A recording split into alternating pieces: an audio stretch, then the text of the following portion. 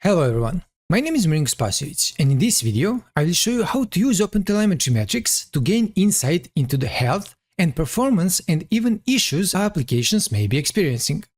Metrics are one of the three fundamental pillars of OpenTelemetry, and they represent an aggregation of numeric data over time, providing measurements for our applications.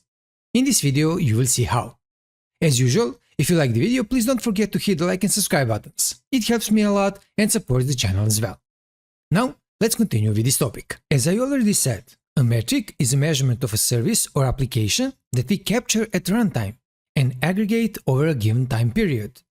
These metrics provide insight into our application's availability, health, and performance. The OpenTelemetry project provides a set of client libraries for .NET that allows us to collect metrics on measurements such as HTTP request responses and memory allocation. So, to start, I have a web API project created, and I need to add a couple of NuGet packages to configure our metrics. So, let's add OpenTelemetry.extensions.hosting package. And once that one is installed, let's add an OpenTelemetry.exporter.console package. This will allow us to export metrics to a console window to get us started. Also, I need one more package, OpenTelemetry.instrumentation.asp.NET Core. And after the installation, let's configure our application to gather metrics for HTTP requests in the program class. Here, I will start by calling the add OpenTelemetry method, which we use to configure the metrics for our application. Next, I will use the add console exporter extension, so we can see our metrics in the console window. Then, I will call the add ASP.NET Core instrumentation method, which is the specific configuration that will collect metrics for our incoming HTTP requests. With this done, I can show you the metrics controller that has two simple endpoints that will help me with testing. I will use the first endpoint now, and the second one a bit later when I will test HTTP client metrics.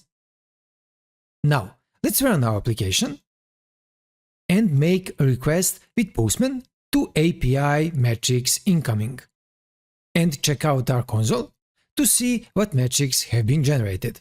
This can be quite hard to understand if you are not used to reading metrics. A console window isn't the ideal place to gather and analyze these values either. But for now, we can interpret enough data to make sense of it. Fortunately, we get some helpful tips as to what we are looking at. This is a measurement of the incoming HTTP requests, which we know as it is exporting HTTP server request duration metrics. Also, we see the unit of measurement in seconds, S, as well as some information about the request itself, such as the HTTP method, status code, route, and scheme. This information is useful as it allows us to group our metrics by specific endpoints or HTTP methods. The most important part to observe is the type of instrument we are using, which is a histogram. This instrument type groups our measurement into buckets, which allows us to track the distribution of requests for a given measurement unit. We will talk about that a bit later in the video. Now, before I continue, I would like to let you know about our products, the Ultimate ASP.NET Core Web API book and the Blazor WebAssembly course you can use to create client C# apps without using JavaScript. But we also published our microservices online text course, so be sure to subscribe or join the Patreon program to get the best deal out of it. Okay, let's continue. In .NET, we can collect metrics for outgoing HTTP requests to the HTTP client class. To achieve this, we need to add a new NuGet package to our project, named OpenTelemetry instrumentation.http. With this package added, let's configure our application to collect these metrics in the program class. Here, I need to add the add HTTP client instrumentation method, which collects our outgoing HTTP request metrics. That's all it takes. And as you saw, I already have a new endpoint to make an outgoing HTTP request. Great. Let's run our application. and make a request to API metrics outgoing. And we will see metrics collected in our console window.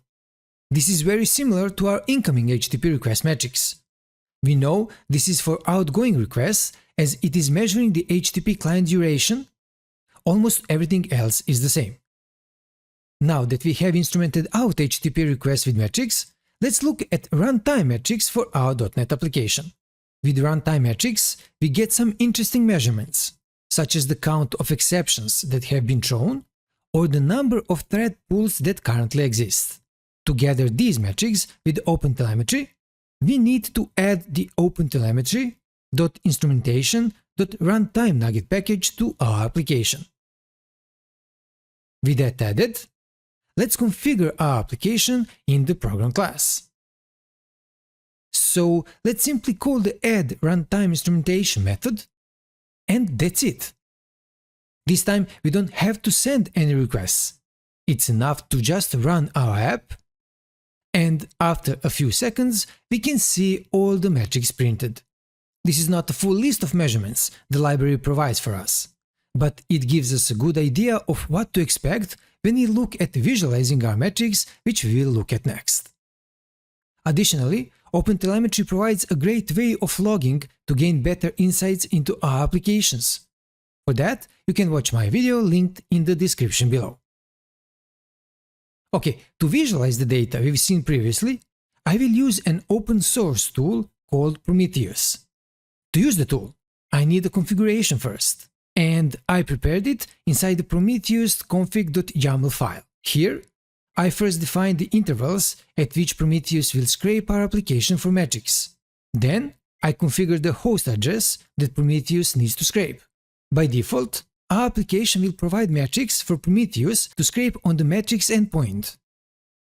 I also use host docker internal to access our host machine from the Docker container and configure the HTTP port to 5000. It is important that this port is the same as the one inside the launch settings.json file if you're using Visual Studio. Now, I can simply use Docker to run Prometheus. I have a Docker desktop running, and all I have to do is to run this command. I'm opening a single port, 9090, which will allow us to browse to the Prometheus interface locally from our browser. Also, I set up a volume mount, which allows Prometheus to access our configuration file. Next, I need to install one more package, the OpenTelemetry Exporter Prometheus ASP.NET Core Nugget package, but with the pre-release version. Once installed, I need to configure it in the program class. So, first, I add the Prometheus exporter using the add Prometheus exporter method. Then, I will call this next method to set up the metrics endpoint that Prometheus uses to retrieve metrics. Now I can run the application, make a request to API metrics incoming, and one more to API metrics outgoing, and then navigate to HTTP localhost 9090 to access Prometheus. Here we see all the metrics we are given by the OpenTelemetry client libraries. So let's select HTTP server duration second count and see what metrics we have available.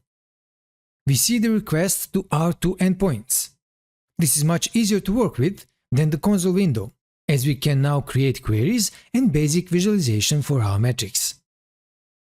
Now that we have covered the auto-instrumentation of .NET metrics for OpenTelemetry, let's look at how we can manually create our specific metrics and export them to Prometheus. For this, I have prepared two models. Nothing too special about these classes, but they will help me with the example. Also, I have created a new API controller to interact with these classes. Here, I have a few endpoints to create new components and orders from a list of components IDs. Also, I can cancel the order and also check out the order. I'll use these endpoints shortly when looking at the metrics instruments. The first metric instrument that we are going to look at is the counter, This is the most straightforward instrument to grasp. As the name implies, it is a simple value that is summed over time. We only ever add to this value, never subtract from it. So, first I will create a new private read-only field of the meter type, named meter. And I will instantiate it with the name of the matrix. This class will be used to create our matrix. Next, I need one more field of the counter int type, named counter. Now, inside the constructor, I will use the meter field and call the createCounter method to create a matrix counter object. Here, I will provide two arguments: the name first, and then the unit of the string type. Lastly, inside the create action, I can call the counter field and use the add method to add 1 to the count. But before I can test this, I need to tell OpenTelemetry in the program class to subscribe to our meter and send the matrix to Prometheus. Now, let's run our application and create a couple of new computer components using the API orders create component request. With these components created, we can navigate to Prometheus and search for our counter. Here we see 3 components created. Great! Let's now see how we can enhance these measurements with some contextual information. In .NET, we have the ability to add metadata in the form of tags to enhance our matrix measurements. Sometimes it may be beneficial to see the breakdown of components by their price. So let's add a tag to our counter to track this.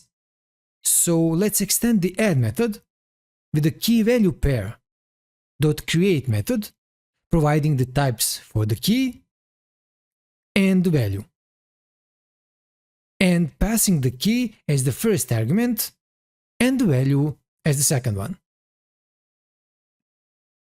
Now, I will run the app again, and you can create multiple components. I won't repeat this step each time to avoid having a long video here, but instead, I will always prepare the 3 components with the same prices you saw in the previous example. So I have 3 components created, and let's check the Prometheus with the same query. Now you can see each component's count for the component's price. Next up, we have the observer instrument type. Observers captures the current values at a particular point in time and allow the caller to provide a callback to control this value. In .NET, we have access to a couple of different observers, such as observable gauge and observable counter. Let's use the observable gauge instrument to track the total number of orders we currently have. First, I need a field, and then inside the constructor, I call the createObservableGauge method on the meter class to instantiate our total orders gauge. This instrument observes the orders count property. Also, notice that we don't need to explicitly increment or decrement the value in our cancelOrder method. That's all we need for our observer. Again, I will run the app, and I already have my 3 prepared components with the same prices. Next, I will create a couple of orders using the computer component IDs. So, the first order will have only one component, the first one. The second order will have 2 components, the first and the second one. And the third order will have all 3 components. Now, if we look in Prometheus at our observer, we see the count to reflect our orders.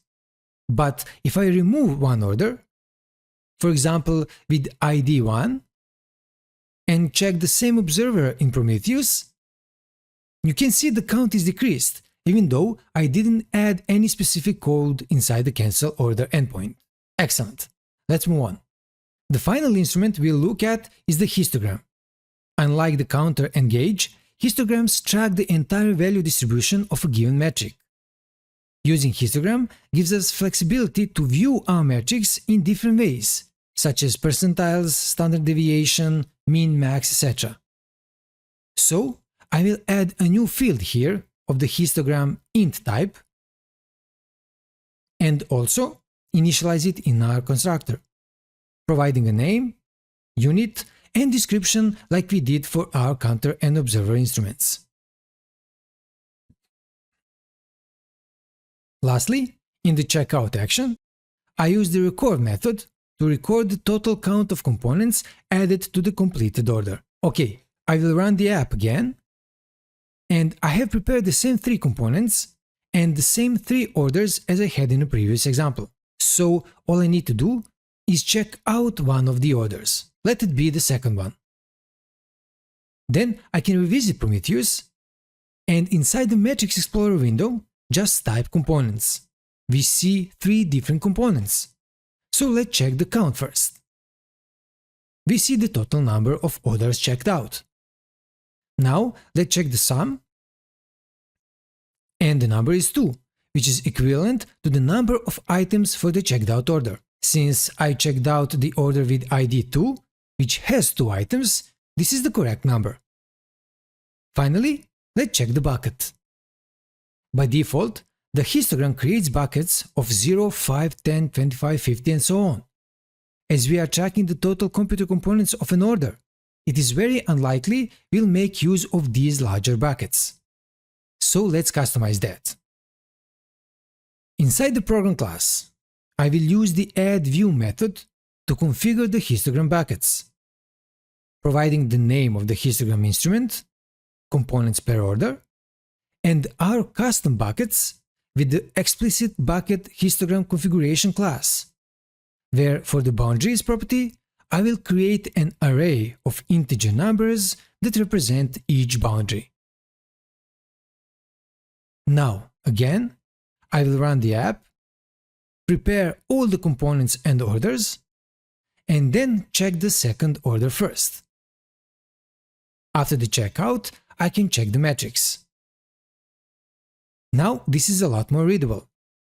Since my checked out order has 2 items, it goes into these 2, 5 and 10 groups. The infinite group is here by default.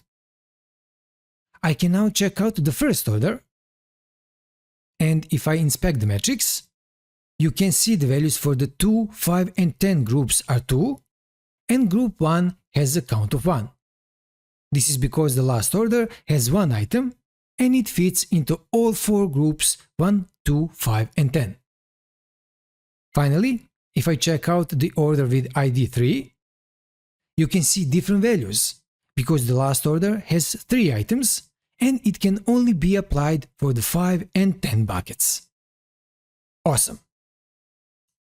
So, in this video, you saw a lot of the benefits of using metrics to monitor the health and performance of our .NET applications. We started with the auto-instrumented libraries, which gives us useful insight into our application's request response rates, along with some more advanced measurements. But the real power of metrics comes with manual instrumentation and creating our own measurements, which is what we finished up with.